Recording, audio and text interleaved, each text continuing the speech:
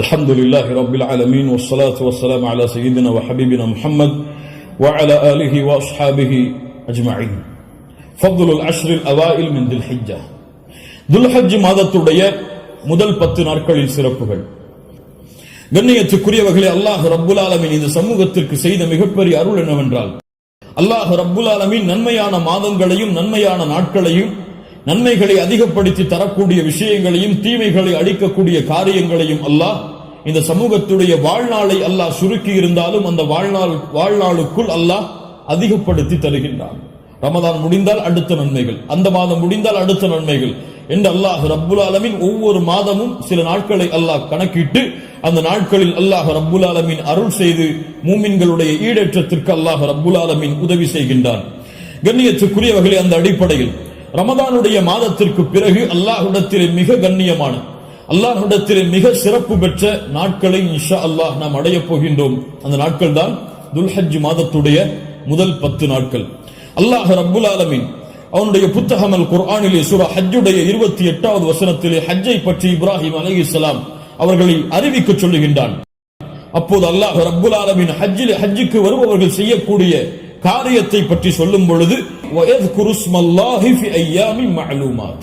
கணக்கிடப்பட்ட அந்த நாட்களில் அவர்கள் அல்லாஹ்வை புகழ்வார்கள். இமாம் இப்னு அப்பாஸ் ரலியல்லாஹு அன்ஹுமா கணக்கிடப்பட்ட நாட்களில் அல்லாஹ்வை புகழ்வார்கள் என்று அல்லாஹ் கூறுகிறானே, அந்த கணக்கிடப்பட்ட நாட்கள் எதுவென்றால் ஐயாமுல் அஷ்ர் அல்-அவாயில் மின் துல் ஹிஜ்ஜா, துல்ஹஜ் மாதத்துடைய முதல் 10 நாளைத்தான் அல்லாஹ் இங்கே குறிப்பிடுகிறான் என்று இப்னு அப்பாஸ் ரலியல்லாஹு அன்ஹுமா அவர்கள் சொன்னார்கள். அல்லாஹ் ரப்புல் ஆலமீன் சூரத்துல் ஃபஜ்ரை ஆரம்பம் செய்கிறார். வல் ஃபஜ்ர் வலயாலின் அஷ்ர். அந்த 10 நாட்கள் என்று அல்லாஹ் ரப்புல் ஆலமீன் சத்தியம் செய்கிறானே, அது என்னவென்று முஃபஸ்ஸிர்கள் எல்லோரும் விளக்கம் சொல்லும் பொழுது அந்த நாள் துல்ஹஜ் மாதத்துடைய முதல் 10 நாள் என்று பெரும்பான்மையான அறிஞர்கள் விளக்கம் சொல்கிறார்கள். இந்த துல்ஹஜ் மாதத்துடைய முதல் 10 நாளுடைய சிறப்பை புரிவதற்கு அல்லாஹ்வுடைய தூதருடைய இந்த ஒரு ஹதீஸை அறிந்தாலே போதும், எமக்கு அது போதுமானது. புகாரி ரஹிமஹுல்லாஹ், அபூ தாவூத் வ திர்மிதி போன்ற கிரந்தங்கள் எல்லாம் பதிவு செய்யப்படுகிறது.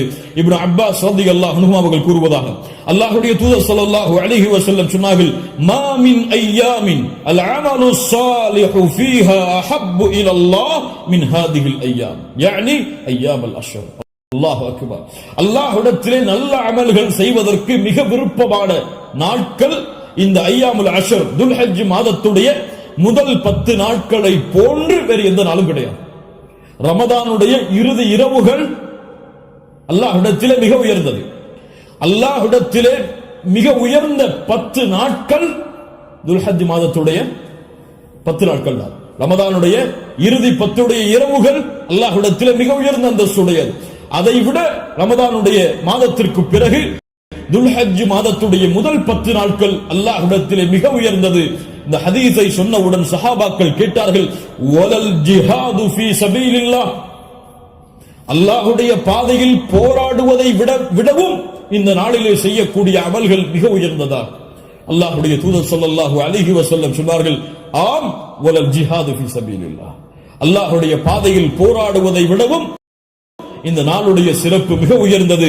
ஆனால் இல்லா ரஜுலுன் خرج بنفسه وماله فلم يرجع من ذلك بشيء, 2 அமல்களை தவிர அல்லாஹ்வுடைய பாதையில் ஒருவன் போராடுகிறான், அந்த போராட்டத்தில் தன்னுடைய செல்வம் அனைத்தையும் அழிக்கிறான், தன்னையும் அழித்துக் கொள்கிறான், இந்த 2 அமல்களை தவிர.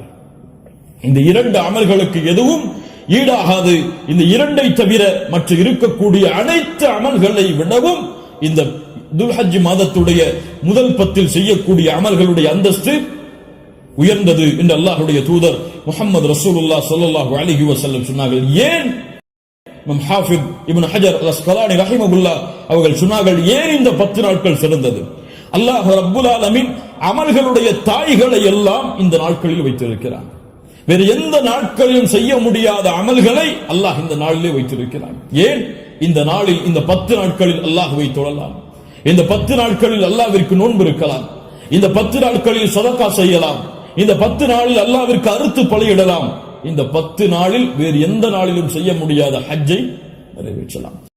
எல்லா அமல்களும் ஒன்று சேரக்கூடிய நாட்களாக இந்த 10 நாட்கள் இருப்பதால் அல்லாஹ்விடத்திலே அல்லாஹ்வுடைய கணக்கீட்டுடைய நாட்களில் இந்த நாட்களை போன்ற அந்தஸ்துடைய நாட்கள் கிடையாது என்று இமாம் ஹாஃபிஸ் இப்னு ஹஜர் அஸ்கலானி ரஹிமஹுல்லாஹ் அவர்கள் சொன்னார்கள். இந்த நாட்களில் நோன்பு வைக்கலாமா? இதிலே வரக்கூடிய 10 நாளில் 10வது நாள் நோன்பு வைப்பது ஹராம். ஏன்? ஈதுடைய நாள்.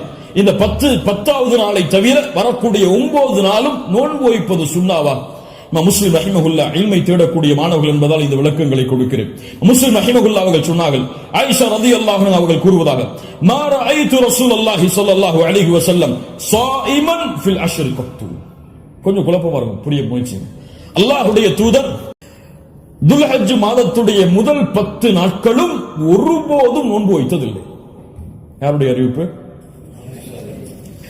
ஹப்ஸா ரலியல்லாஹு அன்ஹா யார்? அல்லாஹ்வுடைய தூதருடைய மனைவிதான். நஸை போன்ற கிரந்தங்களில் சஹீஹான அறிவிப்பாக பதிவு செய்யப்படுகிறது, லம் யத ரசூலுல்லாஹி ஸல்லல்லாஹு அலைஹி வஸல்லம் சியாம திஸ்இல் ஹிஜ்ஜா. அல்லாஹ்வுடைய தூதர் ஸல்லல்லாஹு அலைஹி வஸல்லம் துல்ஹஜ் மாதத்துடைய முதல் 9 நாளும் எப்போதும் நோன்பை விட்டதில்லை. ஒரு ஹதீஸ் என்ன சொல்கிறது? இப்ப இரண்டுக்கும் முரண்பாடு வருகிறது. இரண்டையும் மறுத்து விடலாமா? இப்போ உலமாக்கள் இரண்டையும் எப்படி சேர்த்து புரிவது என்பதை சொல்லுகிறார். இதான் ஃபஹ்மு ஃபில் இல்ம், இல்மை புரிந்து கொள்வதுடைய அடிப்படை. எப்படி இரண்டையும் சேர்த்து பார்ப்பது?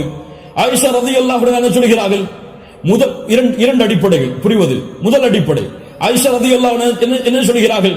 அல்லாஹ்வுடைய தூதர் 10 நாளும் துல்ஹஜ் மாதத்திலே நோன்பு வைத்ததில்லை. ஏன் 10 நாளும் ஒருவரால் நோன்பு வைக்க முடியாது? ஏன்? 10வது நாளில் ஈத் வருகிறது. அதனால் அல்லாஹ்வுடைய தூதர் 10 நாளும் என்று சேர்த்து சொல்கிறார்களே தவிர முதல் 9 நோன்பு வைக்கவில்லை என்று ஆயிஷா ரலியல்லாஹு அன்ஹா சொல்லவில்லை. 10 நாளும் சேர்த்து நோன்பு வைக்கவில்லை என்று ஆயிஷா ரலியல்லாஹு அன்ஹா சொல்கிறார்கள் என்று புரிந்தால் இது சிறந்தது. அப்படியும் இல்லை என்றால் ஹதீஸ் கலையிலே ஒரு சட்டம் இருக்கிறது, கவுலுல் முஸ்பித் முகத்தமுன் அலா கவுலின் நஃபி. மறுக்கக்கூடியவருடைய சொல்லை விட உறுதிப்படுத்தக்கூடியவருடைய சொல்லுக்கு பலம் அதிகம். மறுப்பவர் மறதியில் மறுக்கலாம், ஆனால் உறுதிப்படுத்துபவர் மறதியிலோ அல்லது இட்டுக்கட்டப்பட்ட நிலையிலோ உறுதிப்படுத்த மாட்டார். ஒன்று பார்க்காமல் இருக்கலாம், அல்லாஹ்வுடைய தூதருடைய வாழ்வில் அவர்கள் அதை பார்க்காமல் இருக்கலாம். அந்த நாளில் அல்லாஹ்வுடைய தூதர் ஆயிஷா ரலியல்லாஹு அன்ஹாவோடு இல்லாமல் இருந்திருக்கலாம்.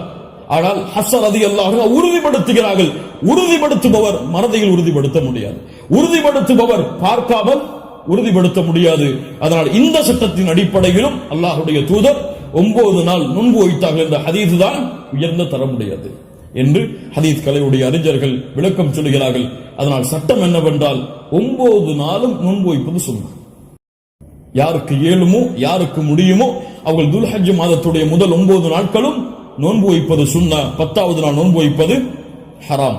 நோன்புடைய சிறப்புகளை பற்றி நமக்கு தெரியும்.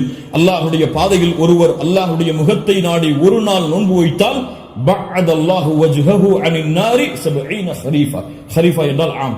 அல்லாஹ்வுடைய தூதர் ஸல்லல்லாஹு அலைஹி வஸல்லம் சொன்னார்கள், அல்லாஹ்வுடைய பாதையில் அல்லாஹ்வுடைய முகத்தை நாடி ஒருவர் ஒரு நாள் நோன்பு வைத்தால் அல்லாஹ் ரப்புல் ஆலமீன் அவருடைய முகத்தை நரகத்தில் இருந்து 70 ஆண்டுகள் தூரமாக்குகிறார். அல்லாஹு அக்பர். அல்லாஹ் ரப்புல் ஆலமீன் அந்த பாக்கியத்தை நமக்கு கொடுப்பானாக. அல்லாஹ்வுடைய தூதர் ஸல்லல்லாஹு அலைஹி வஸல்லம் துல்ஹஜ் மாதத்துடைய முதல் 10 நாட்களில் வரக்கூடிய யௌம் அரஃபா, அரஃபாவுடைய தினத்துடைய சிறப்பை பற்றி சொன்னார்கள். மா மின் யௌமின் அக்ஸர மின் அய்யுஅதிகல்லாஹு ஃபீஹி அப்தன் மினன் நார் மின் யௌமி அரஃபா. அல்லாஹ் ரப்புல் ஆலமீன் அதிகமான நரக விடுதலையை கொடுக்கக்கூடிய நாள் அது அரஃபாவுடைய நாள் தான். அரஃபாவுடைய நாளில் அல்லாஹ் முதல் வானத்திற்கு வருகிறான். எப்படி வருகிறான்? ஏன் வருவான் தெரியாது. அல்லாஹ் வருவான், அல்லாஹ் வருவான். அவன் விரும்புகின்ற முறையில் அல்லாஹ் வருவான். என்ன செய்வான்? கேட்பான், மா இவர்கள் எதை விரும்புகிறார்கள்? மா அராத ஹவுலா, இவர்கள் எதை விரும்புகிறார்கள்? வேறொரு ஹதீஸிலே அல்லாஹ் ரப்புல் ஆலமீன் அங்கே கூடியிருக்கக்கூடிய எல்லோருக்கும் அல்லாஹ் மன்னிப்பை வழங்குவான். அல்லாஹ் ரப்புல் ஆலமீன் அப்படிப்பட்ட மன்னிப்பாளர்களாக ஹஜ் செய்த நம்முடைய முஸ்லிம்களையும் மூமின்களையும் அல்லாஹ் ஆக்குவானாக. அல்லாஹ்வுடைய தூதர் ஸல்லல்லாஹு அலைஹி வஸல்லம் சொன்னார்கள், அரஃபாவுடைய அந்த இடத்தில் ஒன்று கூற முடியாத மூமின்களை, ஹஜ்ஜுக்கு செல்ல முடியாத மூமின்களுக்கு அல்லாஹ்வுடைய தூதர் சொன்னார்கள், சியாமு யௌமி அரஃபா, அரஃபாவுடைய நாளில் நோன்பு வைப்பது அவருடைய முன் சென்ற ஒரு வருடத்துடைய பாவத்திற்கும் பின் சென்ற ஒரு வருடத்துடைய பாவத்திற்கும் பாவ மன்னிப்பாக இருக்கும். அல்லாஹ் அக்பர். முன் சென்ற வருடத்துடைய ஒரு வருட பாவம், பின் சென்ற வருடத்துடைய ஒரு வருட பாவத்திற்கு மன்னிப்பாக அமையும் என்று அல்லாஹ்வுடைய தூதர் ஸல்லல்லாஹு அலைஹி வஸல்லம் சொன்னார்கள். அல்லாஹ்வுடைய தூதர் ஸல்லல்லாஹு அலைஹி வஸல்லம் சொன்னார்கள், அஃதலுத் துஆ துஆஉ யௌமி அரஃபா. துஆக்களில் மிக சிறந்தது அரஃபாவுடைய தினத்தில் கேட்கப்படும் துஆவாகும். அல்லாஹ்வுடைய தூதர் ஸல்லல்லாஹு அலைஹி வஸல்லம் சொல்லிவிட்டு சொன்னார்கள், நானும் எனக்கு முன்னால் சென்ற நபிமார்களும் கூறிய வார்த்தைகளில் மிக சிறந்தது எது? லா இலாஹ இல்லல்லாஹ் வஹ்தஹு லா ஷரீக லஹ். லா இலாஹ இல்லல்லாஹ் வஹ்தஹு லா ஷரீக லஹ். இதுதான் மிகச் சிறந்தது அரஃபாவுடைய தினத்தில் கேட்கப்படக்கூடிய துஆ. கண்ணியத்துக்குரியவர்களே, இந்த 10 நாட்களில் அதிகமான அமல் செய்யக்கூடிய மூமின்களாக இருப்போம். இந்த 10 நாளை எப்படி கண்ணியப்படுத்த வேண்டுமோ அந்த கண்ணியப்படுத்தினால் அல்லாஹ் ரப்புல் ஆலமீன் இந்த நாட்களுக்குரிய கூலியை எமக்கு கொடுப்பான். இறுதியாக சுருக்கமாக இந்த நிமிஷம் உதுஹியாவுடைய ஒரு சிறிய சட்டத்தை மட்டும் கூறிவிட்டு இந்த 10 நாட்களில் அடங்கி இருக்கக்கூடிய இந்த உதுஹியா என்ற கடமையுடைய ஒரு சிறிய சட்டம் என்னவென்றால், அல்லாஹ் ரப்புல் ஆலமீன் உதுஹியா என்றால் அல்லாஹ்வுடைய பெயரை கொண்டு அல்லாஹ்வுடைய முகத்தை நாடி ஒட்டகத்தையோ மாட்டையோ ஆட்டையோ யௌமுன் நஹர் யௌமுல் ஈத் அன்று அல்லது அய்யாமுத் தஷ்ரீக் அதற்கு தொடர்ந்து வரக்கூடிய 11, 12, 13 இந்த நாட்களில் அல்லாஹ்வை நெருங்குவதற்காக இந்த 3 விலங்கினங்களையும் அறுத்து பலியிடுதல் தான் உதுஹியா. அல்லாஹ் ரப்புல் ஆலமீன் கூறுகிறான், இன்னா அத்தய்னாக அல் கௌசர். அல்லாஹ் ரப்புல் ஆலமீன் நபியே கௌசர் என்ற தடாகத்தை உமக்கு வழங்குகிறான். அதனால் ஃபஸல்லி லிரப்பிக வன்ஹர், அல்லாஹ்வை தொழு, அல்லாஹ்விற்கு அறுத்து பலியிடுங்கள். வன்ஹர் வஸ்பஹ், அல்லாஹ்விற்கு அறுத்து பலியிடுங்கள் என்று அல்லாஹ் ரப்புல் ஆலமீன் கட்டளையிடுகிறான். இந்த உதுஹியாவுடைய விஷயத்தில் உலமாக்கள் மத்தியிலே கருத்து வேறுபாடு இருக்கிறது. சில உலமாக்கள் சொல்கிறார்கள், உதுஹியா என்பது வாஜிப், அதை விட்டால் பாவம். உதுஹியா வாஜிப், அது விட்டால் பாவம்.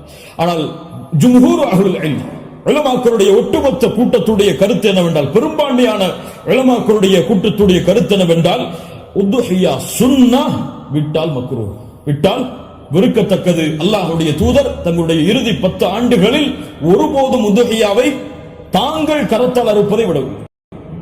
இது சுன்னah, ஆனால் விட்டால் பெரும்பாவம் கிடையாது, வெறுக்கத்தக்கது. கண்ணியத்துக்குரியவர்களை யாருக்கு அல்லாஹ் வசதி செய்திருக்கிறானோ அவர்கள் எவ்வளவு விலங்கு அந்த ஆடுகளையோ மாடுகளையோ ஒட்டகங்களையோ அறுத்து பலியிட முடியுமோ அவர்கள் அறுத்து பலியிடலாம். ஒருவருக்கு ஒரு ஆடுதான். ஒரு மாட்டை ஒருவர் முழுவதாக அறுப்பதற்கு அவருக்கு செல்வம் இருந்தால், வசதி இருந்தால் அறுக்கலாம். அல்லது அந்த மாட்டை 7 பேர் பங்கு கொள்ளலாம். ஒட்டகமாக இருந்தால் அவர்களும் அதில் 7 பேர் பங்கு கொள்ளலாம். இப்படி ஒரு ஆட்டை ஒருவர், மாடை 7 பங்காக வைக்கலாம், ஒட்டகத்தை 7 பங்காக வைக்கலாம். அல்லது ஒட்டகம் முழுவதையும் ஒருவர் கொடுக்கலாம், மாடு முழுவதையும் ஒருவர் கொடுக்கலாம். 2 ஆடுகள் 3 ஆடுகள் என்று ஏழைகளுடைய கஷ்டங்களை நீக்க அல்லாஹ்வுடைய முகத்தை நாடுபவர்கள் எவ்வளவு அல்லாஹ் அவர்களுக்கு செல்வத்தை விசாலப்படுத்தி இருக்கிறாரோ அவ்வளவு அவர்களும் விசாலப்படுத்தலாம். அந்த விலங்கினங்களுடைய சட்டம் என்ன? ஆடாக இருந்தால் 1 வருடம் பூர்த்தியாக இருக்க வேண்டும், 2வது வருடத்தில் நுழைந்திருக்க வேண்டும். மாடாக இருந்தால் 2 வருடங்கள் பூர்த்தியாக இருக்க வேண்டும், 3வது வருடத்தில் அது நுழைந்திருக்க வேண்டும். ஒட்டகமாக இருந்தால் 5 வருடம் பூர்த்தியாக இருக்க வேண்டும், 6வது வருடத்தில் அது நுழைந்திருக்க வேண்டும்.